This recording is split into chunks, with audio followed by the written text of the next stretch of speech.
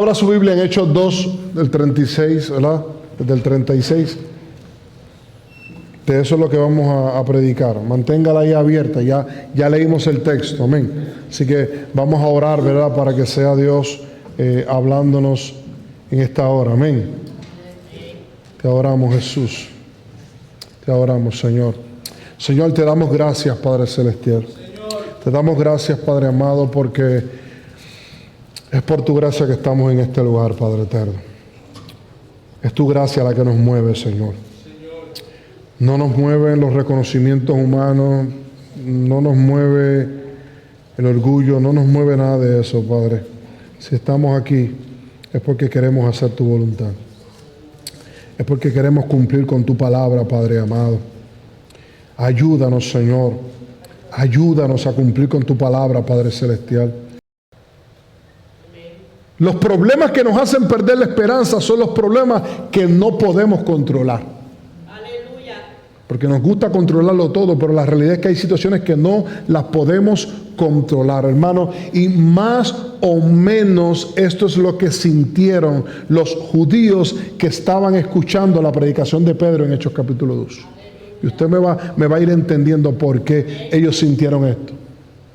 Por años ellos estaban esperando al Mesías prometido, el libertador de Israel, el Cristo, y ahora resulta que según la predicación de Pedro, ellos lo habían crucificado y lo habían rechazado. Mira con lo que estos judíos chocaron en ese momento en la predicación de Pedro. Ellos pensaban que estaban bien con Dios porque estaban celebrando fiestas a Dios. Estaban celebrando la fiesta de Pentecostés.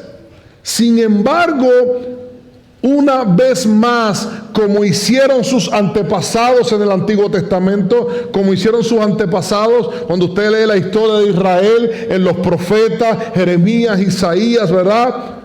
Su corazón estaba lejos de Dios. Tanto que ellos se cuidaron por no caer en lo mismo de los pecados de sus antepasados. Por eso es que cuando usted estudia el Nuevo Testamento y ve la forma en que ellos querían guardar la ley, el legalismo que había, es porque ellos trataban de que el pueblo no cayera en lo mismo que había pasado en el Antiguo Testamento. Pero el problema es que se volvieron tan legalistas que olvidaron el verdadero mensaje del Antiguo Testamento. Se olvidaron que no era el legalismo, sino que su corazón debía estar con Dios, sino que tenían que seguir a Dios. Las palabras de Pedro derribaron la actitud de fiesta que los judíos tenían. Lamentablemente, hermanos, hoy en día son pocos los que se atreven a predicar de esta manera. Son pocos los que se atreven a predicar como Pedro predica en Hechos capítulo 2, hermanos. Y no hablo de predicaciones prepotentes donde el predicador es el único que es santo y envía a todo el mundo al infierno. No estoy hablando de ese tipo de predicaciones. Hablo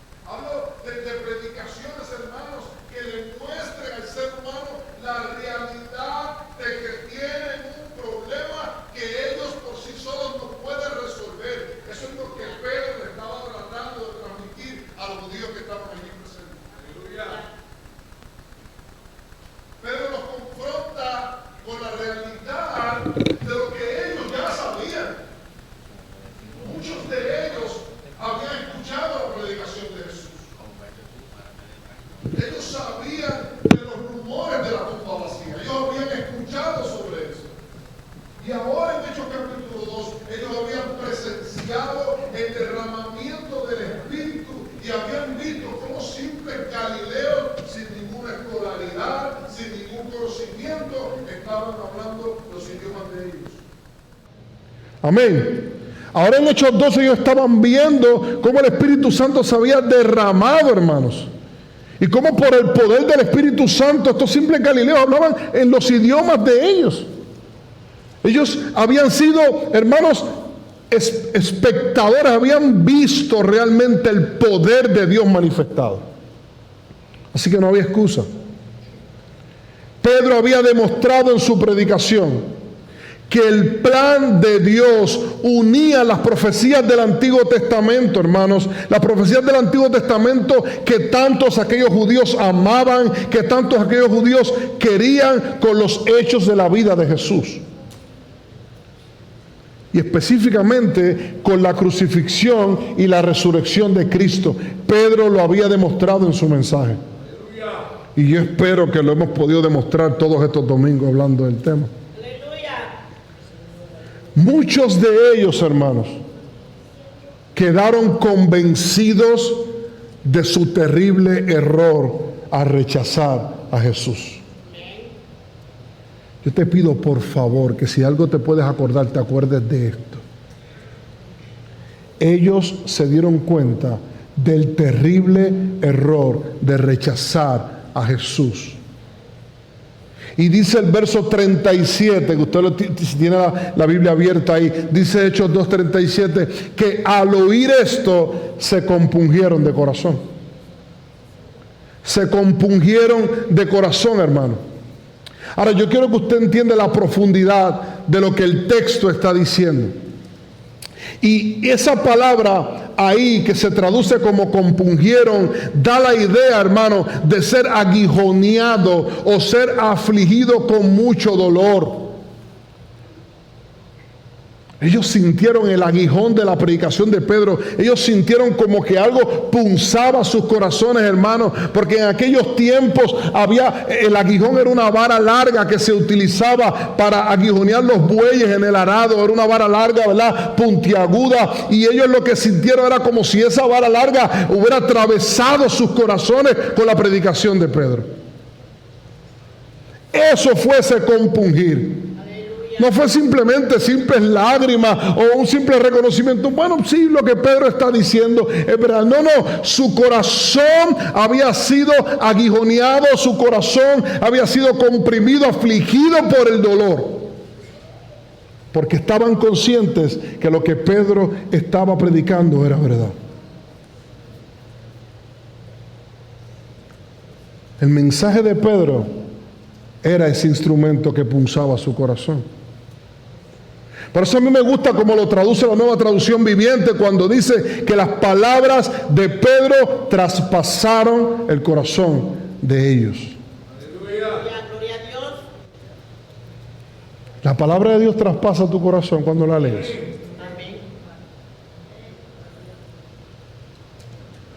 Amén. Amén.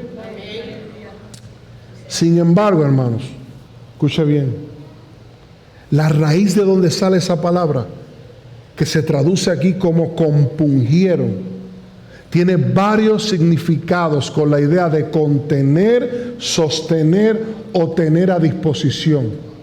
Y escuche bien, en Mateos 26:53, esa palabra se utiliza para expresar la capacidad de Dios para poner a disposición de Jesús más de 12 legiones de ángeles. La capacidad y el poder de Dios para poner a disposición algo, hermanos. Y en Lucas 8:15, que Jacqueline habló de esta parábola el martes en el culto de oración, esta palabra se usa para describir cómo la buena tierra retiene la semilla y la hace producir una gran cosecha con paciencia, hermano. Esa palabra compungieron no era cualquier cosa. Cuando realmente somos compungidos por la palabra de Dios, es porque Dios está haciendo algo en nuestro corazón. Es más, es un peligro si leemos nuestra Biblia diariamente y no sentimos que Dios está haciendo algo en nuestro corazón. Se supone que si tú y yo verdaderamente somos cristianos, cuando nos exponemos a la palabra de Dios, sintamos cómo Dios atraviesa nuestro corazón, cómo Dios ministra nuestro corazón, cómo Dios hace que esa semilla de la palabra sea retenida dentro de nosotros y que dé fruto de obediencia y de arrepentimiento. Dios estaba en control de los corazones de los que escucharon la predicación de Pedro, y como vamos a ver más adelante, Dios retuvo la palabra que Pedro les dio para que la semilla produjera. Hermanos, si usted ha estado aquí todos los domingos, ese es el mensaje central de Pedro. Ustedes crucificaron a Jesús, pero Dios estaba en control.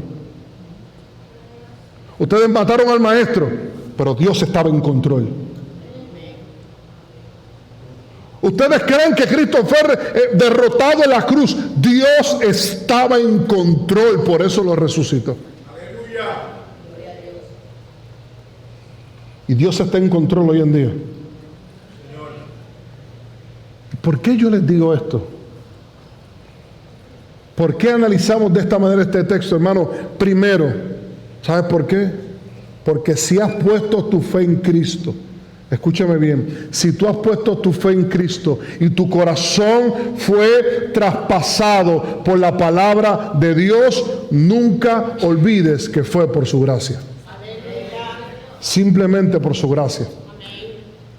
Nunca permitas que tu corazón te diga que eres mejor o que te sientas por encima de aquel que no está en Cristo. Nunca, si estás en Cristo, nunca permitas eso. Aleluya. Un corazón que está en Cristo no puede estar en orgullo.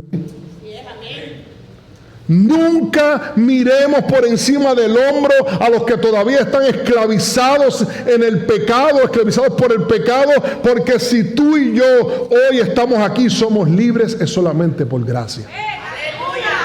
Es solamente por gracia.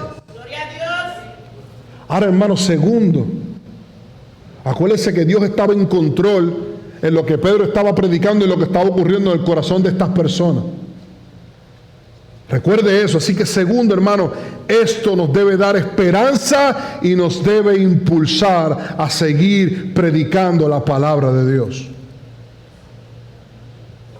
Pablo dijo, yo sembré, Apolo regó, ¿verdad que sí? Pero el crecimiento lo da Dios. Amén. Eso nos debe impulsar a seguir predicando la palabra de Dios, hermano. Mire, cuando yo hacía este mensaje, hermano, usted no sabe las frustraciones que uno pasa. Solamente Jacqueline lo sabe y tiene que soportarme a veces toda la semana yo contándole mis frustraciones, lo que estoy pasando y lo que no entiendo a veces de las cosas que pasan, aún habiendo nacido en el Evangelio, aún viendo muchas cosas las que ya he visto. ¿Y por qué no entiendo esto? ¿Sabes qué? Pero cuando yo escribí esta palabra, yo sentí, hermano, que esa palabra era primeramente para mí. Sigue predicando. Dios tiene el control de los corazones. Calixto, no dejes de predicar. Y yo decía, Dios mío, Padre amado. Bueno, hermano, Jacqueline sabe que la temática del mensaje iba a ser otra, porque yo había hablado con ella lo que iba a predicar. Y cuando empecé a escribir que vi esto, Dios mío, yo voy a seguir predicando tu palabra. Hermano, porque de la misma manera que estos judíos fueron atravesados por el poder de la palabra de Dios, nuestra familia, nuestros compañeros de trabajo, los que visitan nuestros cultos, pueden ser alcanzados por la poderosa palabra de Dios. Tenemos esperanza porque Dios es quien controla los corazones. Dios es el que hace que las semillas germinen. Y a veces uno parece que está predicando y como que no pasa nada. Yo me imagino que Pedro se sentía así. Estaba tembloroso, en cualquier momento lo podrían apedrear, ¿verdad? Por lo que estaba pasando en aquel momento. Habían crucificado a Cristo. Yo me imagino, Pedro tembloroso, bueno, yo voy a decir esto es todo lo que dice el Antiguo Testamento, esto es lo que Cristo me mandó a predicar. Yo siento el poder del Espíritu Santo, yo lo voy a decir. Él no sabía lo que iba a pasar, él no sabía cómo los judíos iban a reaccionar, pero él cumplió con lo que Dios le había dicho. Predica la palabra, Pedro, predica la palabra. Y tercero, hermano, si estás aquí y no has puesto tu fe en Cristo, Hoy es un buen día para decirle a Dios, ahí donde tú estás sentado, decirle a Dios, Dios, atraviesa mi corazón y permite que esta palabra caiga en mi corazón. Permite que mi corazón hoy sea un buen terreno y que dé fruto.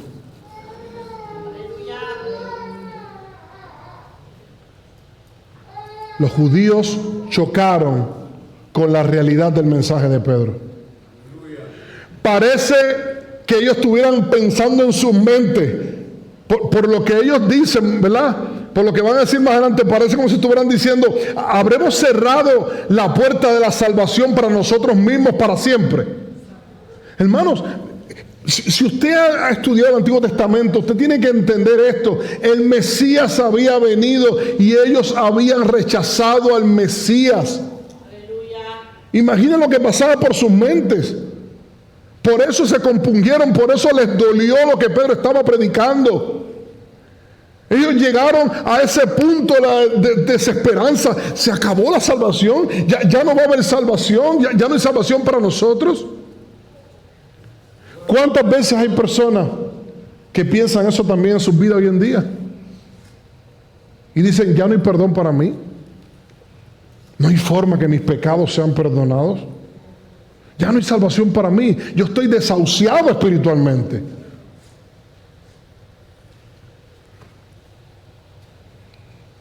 Por eso la pregunta de estos judíos ante la realidad de que habían rechazado a Jesús. Por eso es que ellos hacen la pregunta que les voy a decir ahora. Porque ellos se encontraron con una pared y dijeron, ¿y qué vamos a hacer? Cuando se pierde la esperanza. ¿Tú nunca has llegado a ese punto? Cuando ya no hay esperanza. Por eso dice el verso 37, que después de afligirse, le preguntaron a Pedro y a los demás discípulos, míralo ahí en su Biblia, varones hermanos, ¿qué haremos?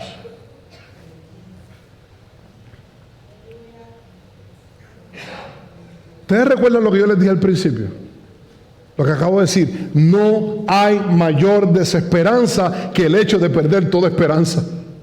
Ellos conocían la historia de su pueblo. Ellos sabían lo que era rechazar a Dios. Ellos sabían que rechazar a Dios traería consecuencias. Por años esperaban al Mesías y ahora que llegó lo habían despreciado. Por años esperaban al Salvador y ahora que llegó lo habían despreciado. Yo espero que alguien pueda entender esto, hermano. Porque no es lo que estamos viviendo ahora. No es lo que se vive ahora. Las personas lo que tratan de alcanzar es felicidad, dinero, bendiciones materiales, una gran casa, un buen carro, bendiciones materiales todo el tiempo. Sin embargo, rechazan todos los días al mayor bien, a la mayor bendición que el ser humano puede recibir, que es Cristo. Eso es lo que vivimos hoy en día. El texto dice, buscad el reino de Dios y su justicia. ¿Y qué?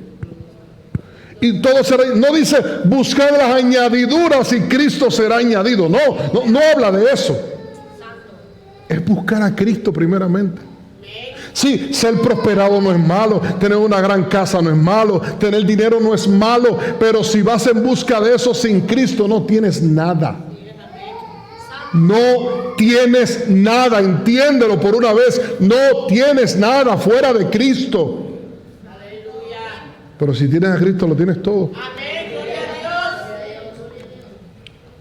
Ahora, los judíos pensaban que todo estaba bien. Como muchos hoy día piensan que todo está bien porque están bien económicamente, o porque están bien de salud, o porque todo les va bien en la vida. Pero amigo que me escuchas, si no estás en Cristo, no hay bien en tu vida. No hay ningún bien.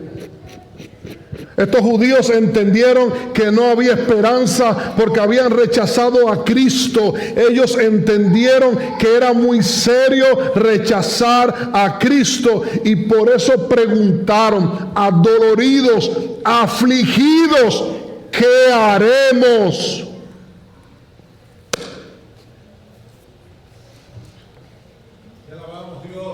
Le dije que esta palabra era primero para mí. Yo le decía al Señor, ¿qué haré? No sé qué hacer, Señor. No sé qué más hacer. Le decía, Señor, no sé qué más hacer. No sé qué más hacer. He intentado todo, no sé qué más hacer. Y me sentí como esos judíos ahí, ¿qué haremos? Ellos perdieron toda esperanza en ellos mismos.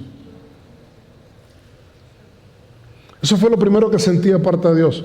¿Qué vas a hacer? Pierde la esperanza en ti mismo. No confíes más en ti, Calixto. No confíes más en ti. Tú no puedes convencer a nadie.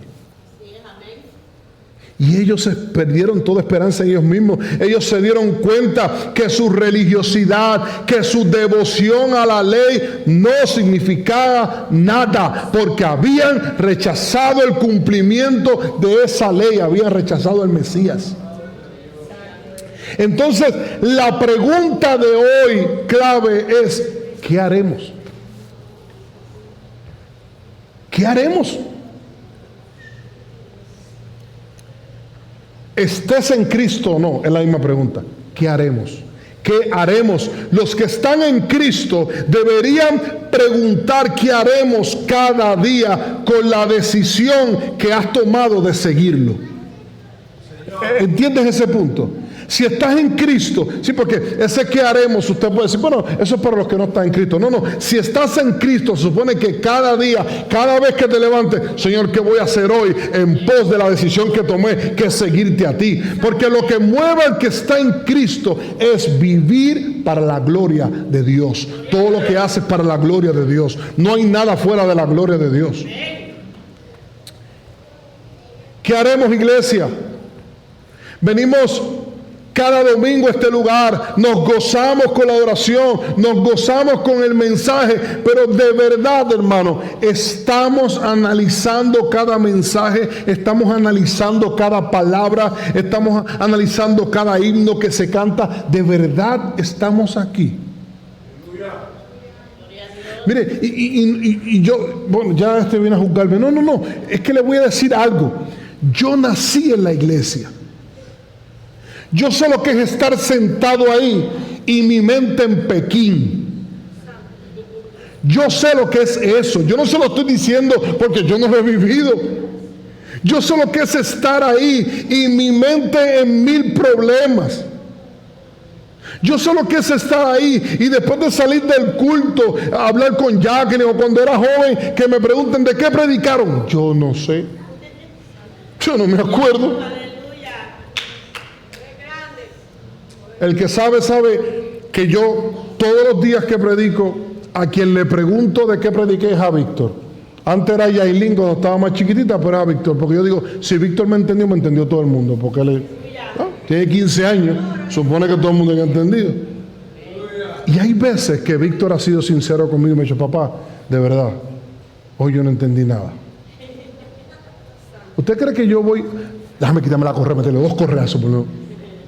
No, porque es que yo pasé por eso también. Yo pasé por eso. Así que, ¿qué vamos a hacer? ¿Qué vamos a hacer? ¿Nos vamos a concentrar en lo que estamos haciendo aquí? ¿O estamos entretenidos como los judíos con la fiesta? Con la pachanga, como dicen en otros países. Estamos entretenidos con nuestra vida material.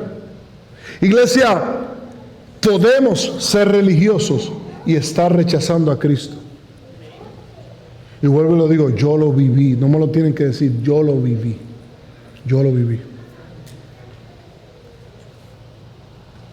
Y ahora, en esta posición, lo estoy viviendo. Mire, usted sabe cuántas personas yo me he encontrado que me dicen, Calixto, yo soy creyente. Yo le predico, le digo, mire, hay una iglesia hispana. Y me dicen, yo soy creyente.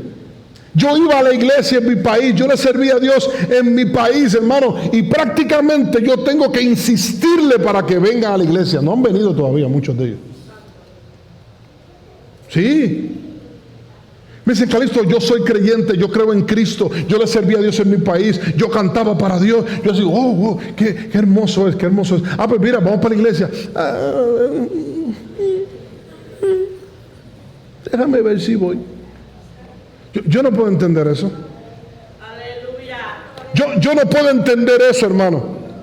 Mire, y solamente hablo de eso, no voy a hablar de la oración ni de la lectura de la palabra porque yo no estoy en sus casas, pero yo estoy hablando de lo que a mí me ha pasado. Lo que a mí me ha pasado, hermano. Un mandamiento de los más claros de la Escritura, y personas que me dicen que creen en Cristo, hermano, una vez no los ve llegar aquí. Me he encontrado con otros que me han dicho, yo me congrego en otro lugar. Amén, lo importante es que te congregues. No es que yo quiera que se congreguen todos aquí, pero si tú eres cristiano tienes que congregarte. Incluso muchos me han dicho, Calixto, yo no necesito congregarme para servir a Cristo.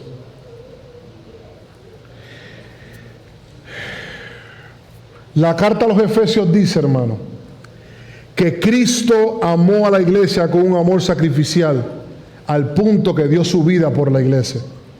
Le estoy hablando a cristianos, hermanos. Porque sí me he encontrado con otras personas que no son cristianos. Y yo sé que me van a decir que vienen y no van a venir porque no son cristianos.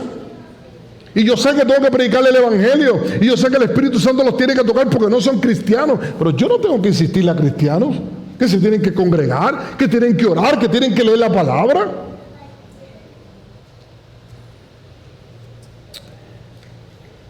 Cristo dio su vida por la iglesia.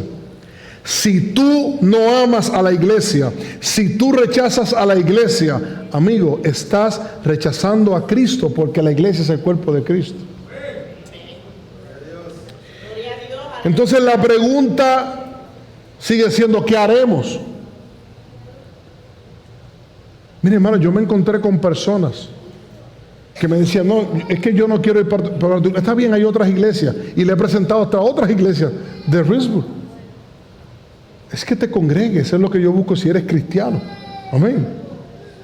Si hemos creído en la palabra de Dios, debe haber en nosotros, hermano, la disposición, el anhelo, el deseo de responder a esa palabra cada día y decirle a Dios, ¿qué haremos?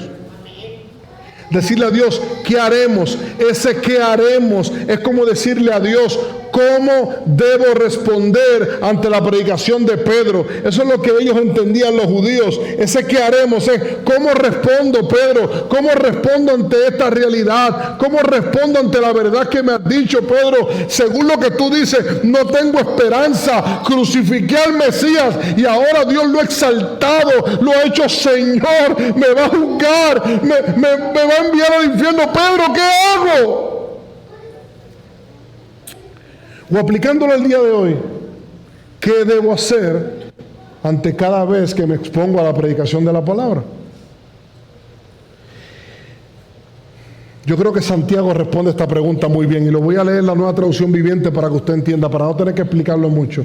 Santiago 1:22 dice, no solo escuchen la palabra de Dios, tienen que ponerla en práctica. De lo contrario, solamente se engañan a sí mismos. Y vuelvo y le repito, se lo dice uno que por muchos años se engañó a sí mismo estando en la iglesia. Yo lo viví. Y más adelante, hermanos, vamos a ver que ese fue el éxito de la iglesia primitiva. Ese ¿qué haremos? Lo convirtieron en acción, hermano. La iglesia primitiva accionó, hizo lo que tenía que hacer conforme a la palabra de Dios, y por eso tuvieron éxito. Pero, hermano, entiendan bien, ese ¿qué haremos? Nace de la desesperanza en nosotros mismos.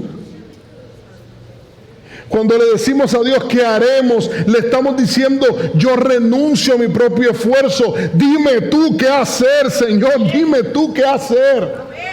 Los judíos se dieron cuenta que no podían salvarse. Al contrario, cuando trataron de hacerlo ellos mismos, crucificaron al Mesías. No podían por ellos mismos. Debemos hacer como hizo el apóstol Pablo, hermano. Este hombre era perseguidor de la iglesia, quería meter preso a todos los cristianos, fue cómplice de la muerte de Esteban, como más adelante vamos a ver en el libro de Hechos. Sin embargo, hermano, dice la Biblia en Hechos capítulo 9 del 1 al 6, y se lo voy a leer para que no haya duda en esto. Mire lo que dice el texto. Saulo, respirando aún amenazas y muerte contra los discípulos del Señor, vino el sumo sacerdote. Al sumo sacerdote era el líder del Sanedrín, de lo que se componía fariseos y saduceos, los que gobernaban la religión en Israel. Y él fue el sumo sacerdote y le pidió cartas, dice el texto, para las sinagogas de Damasco, a fin de que si hallase algunos hombres o mujeres de este camino, porque así se conocían los cristianos en la iglesia primitiva antes de Antioquía, los del camino, los trajese presos a Jerusalén. Dice el verso 3: mas yendo por el camino, aconteció que al llegar cerca de Damasco, repentinamente lo rodeó un resplandor de luz del cielo, y cayendo en tierra, paréntesis, Pablo no se cayó de un caballo, ahí no lo dice por ningún lado por si acaso. Cayendo en tierra, oyó una voz que le decía: Saulo, Saulo, ¿por qué persigues a la iglesia? Eso dijo Cristo. ¿Por qué me persigues? ¿Se acuerdan que hablaba lo de congregarse? Saulo salió a perseguir la iglesia. Y Jesús le dijo: Pablo, tú no estás persiguiendo la iglesia, tú me estás persiguiendo a mí. Yo soy la iglesia, Pablo. Gloria a Dios. Cristo es la iglesia. Amén. No es cualquier cosa lo que hacemos aquí cada domingo. No es cualquier cosa pertenecer a la iglesia. Cristo es la iglesia. Amén. Y dice el verso 5, y él dijo, Pablo dijo: ¿quién eres, Señor? Y le dijo: yo soy Jesús a quien tú persigues, Pablo. No es a la iglesia, tú me estás persiguiendo a mí. Y le dice: dura cosa te es dar coces contra el aguijón. ¿Recuerdan lo que dijo ahorita? Lo que significaba la palabra traducida como compungieron, que era como un aguijón que daba en el corazón. Pues Jesús es el que aguijonea el corazón. Jesús es el aguijón. Dice: dura de dar cosas contra el aguijón.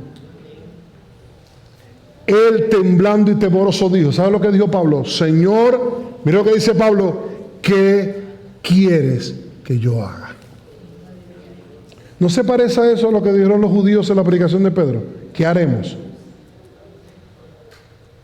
Porque cuando uno choca verdaderamente con Cristo, la respuesta no es: qué bueno, ay, qué lindo es Cristo, ay, esa luz estuvo resplandeciendo. ¿Ustedes la vieron, muchachos? No, es: ¿qué tú quieres que yo haga? Esa es la única respuesta. Esa es la única respuesta. ¿Qué tú quieres que yo haga? Y el Señor le dijo: levántate y entra en la ciudad y se te dirá lo que debes hacer. Pablo se rindió por completo, hermano. Pero algo que quiero que tengan bien claro, hermano, es que cuando somos confrontados por la palabra de Dios y le decimos: ¿qué haremos? Le decimos a Dios: Señor, ¿qué haremos? ¿Qué tú quieres que yo haga? No solo estamos diciendo, hermano, que no podemos hacer nada con nuestras propias fuerzas, sino que también estamos aceptando seguir a Cristo en los términos de Él. Cuando Pablo le preguntó a Cristo: ¿qué quieres que yo haga?, Cristo le dijo: levántate, entra en la ciudad y se te dirá lo que debes hacer. ¿Y por qué yo les digo esto, hermano? Porque muchas personas quieren seguir a Cristo en sus términos. Más temprano yo les dije, hermano, y hablamos lo de congregarse, lo de ser un verdadero cristiano. Pero, hermano, aún hay personas que se congregan todos los días y como quiera quieren seguir a Cristo en sus términos. quieren seguir a Cristo como ellos piensan, como ellos entienden. Ahora, hermanos, recuerden que Pedro en Hechos capítulo 2 no le predicó a aquellos judíos lo que él pensaba, lo que él entendía o lo que él creía. Pedro utilizó la Escritura. Si usted recuerda lo que hemos predicado hasta ahora, Pedro utilizó el Antiguo Testamento para que ellos entendieran que no eran inventos de Pedro, que Pedro no se lo estaba inventando, sino que Dios mismo había declarado lo que iba a pasar con el Cristo. Era la palabra de Dios. Lo que Pedro predicó fue la palabra de Dios. Así que cuando aquellos judíos le dijeron ¿qué haremos?, esa reacción fue porque fueron confrontados por la palabra de Dios. Y así nosotros, hermanos, cada vez que somos enseñados por la palabra de Dios, cada vez que somos confrontados por la palabra de Dios, le decimos ¿qué haremos a Dios? ¿Qué haremos con tu palabra? Usted no le dice ¿qué haremos a mí? No, hermano.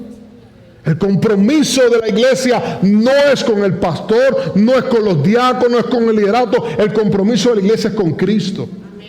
Es con Cristo, y a Cristo se le debe seguir como Cristo quiere que le sigan. Por eso, ante la pregunta de los judíos, ¿qué haremos?, ¿qué le responde Pedro? Arrepentíos y bautícense. Pero no les digo, tranquilo, si ustedes se sienten mal, no se preocupen, ya está bien, se sienten mal, bendito. No, Pedro no le dijo eso, no, le dijo, tienen que arrepentirse, tiene que haber un cambio de mente, tiene que haber un cambio de dirección, porque cuando decidimos decirle a Dios qué haremos, es bajo las condiciones de Dios, no bajo nuestras condiciones. O sus hijos viven en su casa bajo las condiciones de ellos. Es así. ¿Hay alguien aquí que le permita a sus hijos vivir bajo sus condiciones? ¿Alguien? Ninguno. ¿Y por qué Dios lo va a hacer? Yailin se ríe. Yailin tiene 20 años y todavía tiene que vivir bajo las condiciones de nosotros y vive allí. Y es mayor, ¿verdad?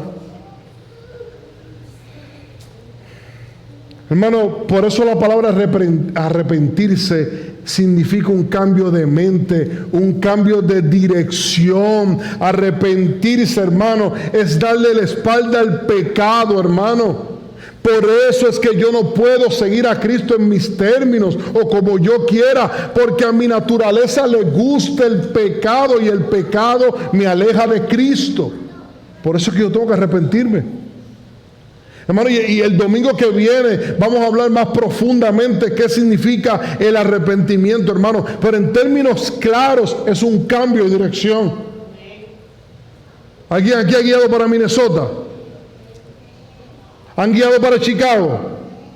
Pues imagínense que usted va para Minnesota y se para en una estación y le pregunta, ¿por dónde tú vas? Yo voy para Chicago. ¿Qué te van a decir? Papá, miren miren porque la vuelta es grande, va a tener que ir por Rusia. ¿Verdad que sí? Eso es arrepentirse, un cambio de dirección. Ibas para Minnesota y Dios te dijo, no, es para Chicago. Ese es el arrepentimiento, un cambio de dirección. Y el arrepentimiento es crucial para seguir a Cristo. Cuando te arrepientes, le estás diciendo no al mundo y sí a Cristo. Amén. Por eso es que Pedro añade al arrepentimiento el bautizo. ¿Usted sabe por qué? Porque el bautismo es una confesión pública de lo que ya ocurrió en mi corazón. Por eso es que Pablo los une. Porque, hermano, si ellos verdaderamente estaban compungidos de corazón, y si verdaderamente habían entendido el mensaje, no tenían problema con bautizarse. Porque ya se habían arrepentido. ¿Entiende el punto? Pero mire, por eso Felipe, En Hechos capítulo 8, del 26 al 40, él le está explicando al etíope eunuco, le está explicando Isaías 53, porque cuando Felipe va pasando escucha que él está leyendo Isaías 53. Y Isaías 53, si usted sabe, habla del sufrimiento del Mesías, ¿verdad que sí? Habla del sufrimiento de Cristo, y Felipe le explica que ese Mesías era Jesús, y le predica, aprovecha y le predica el evangelio a ese etíope. Y dice la Biblia en el versículo 36 y 37, y yendo por el camino llegaron a cierta agua, y dijo el eunuco: aquí hay agua, ¿qué impide que yo sea bautizado? ¿Sabe lo que le dijo Felipe?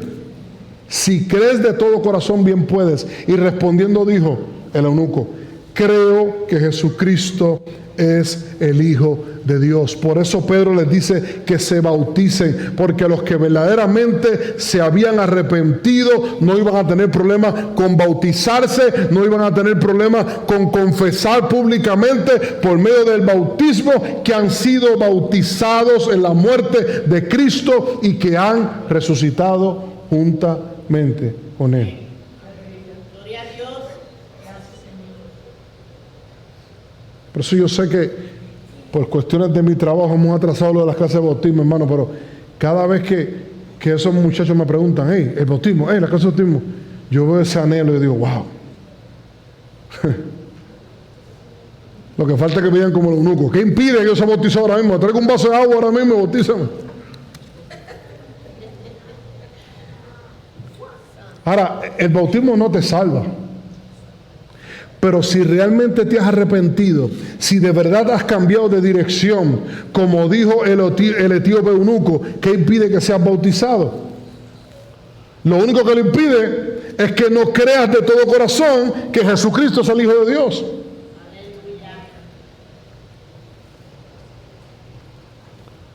Hermano, porque a Cristo se le sigue como Él ha declarado en su palabra que se le debe seguir. Por eso Pedro le dijo: arrepiéntanse, pero confiesen públicamente que ustedes han cambiado de dirección. Así que no solamente el bautismo, sí, el bautismo es la primera parte.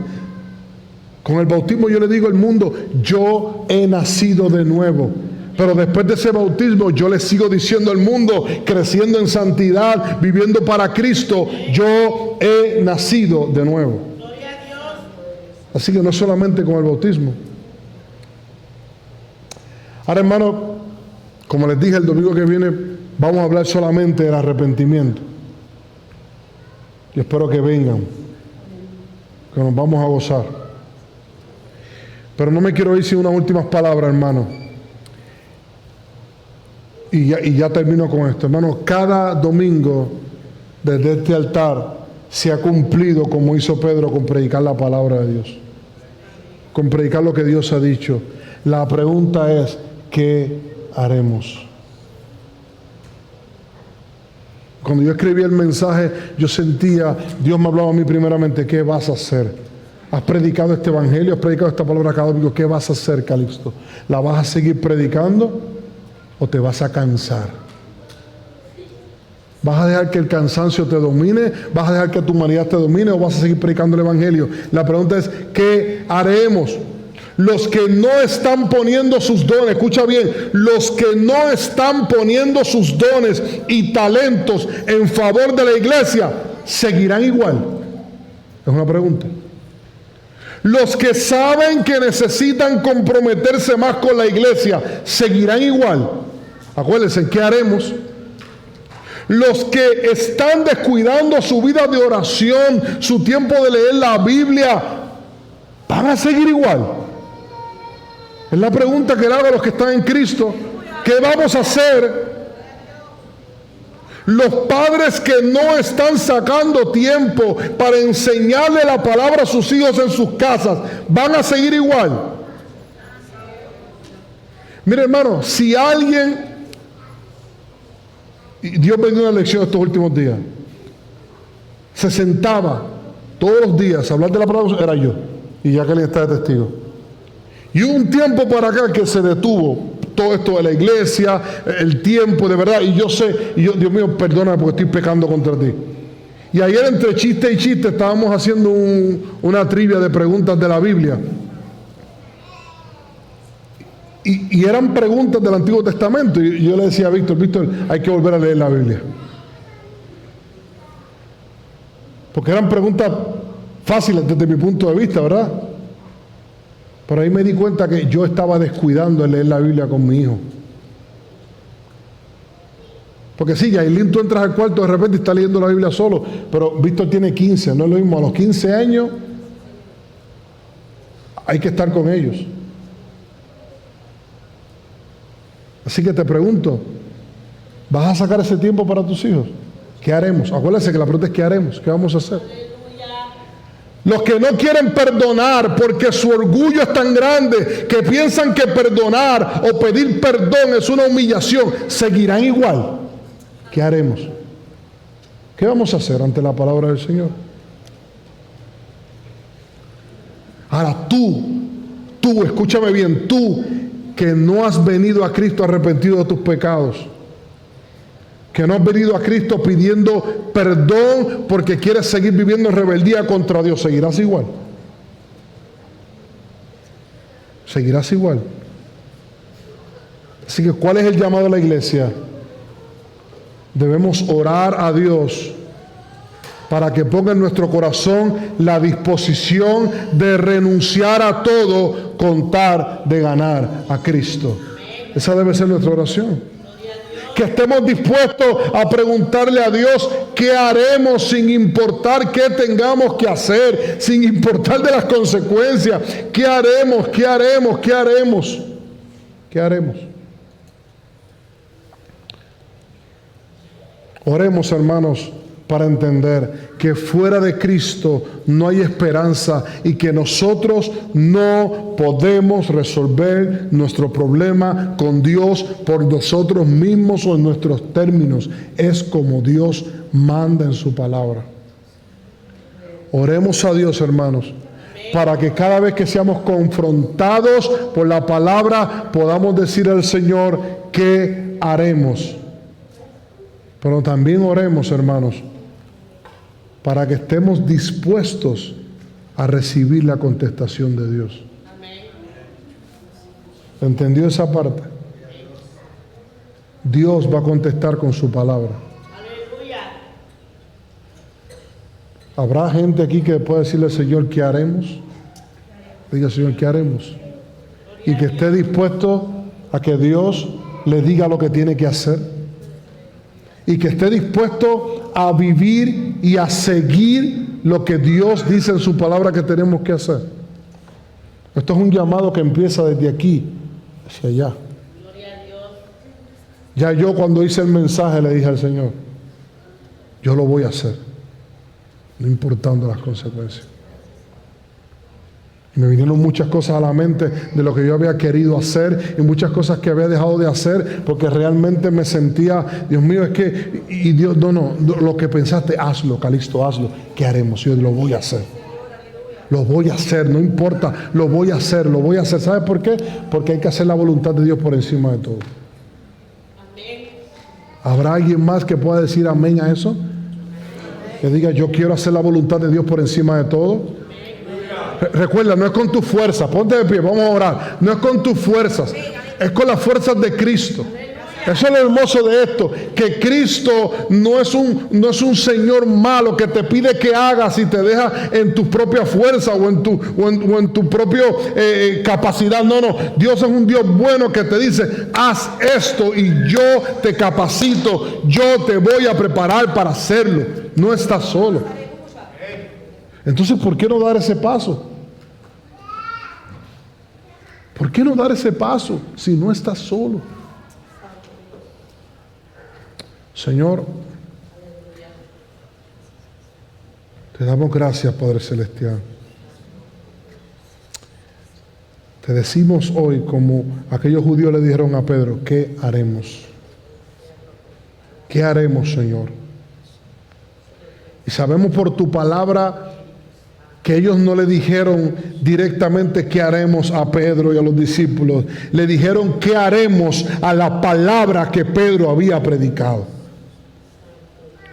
Yo te pido por favor, Señor. Señor, yo te pido por favor que por lo menos 2 o 3 en este día, en lo profundo de su corazón, le puedan decir al Señor qué haremos. Pero que cuando tú le digas qué deben hacer, ellos puedan decir: yo voy a hacer lo que tú me pidas, Señor. Yo te voy a entregar lo que tú me pidas. Yo me voy a dar por completo, no importando las consecuencias.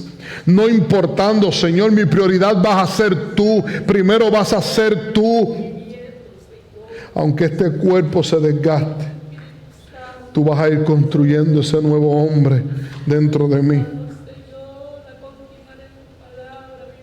Dígale al Señor en esta hora: ¿qué haremos, Señor?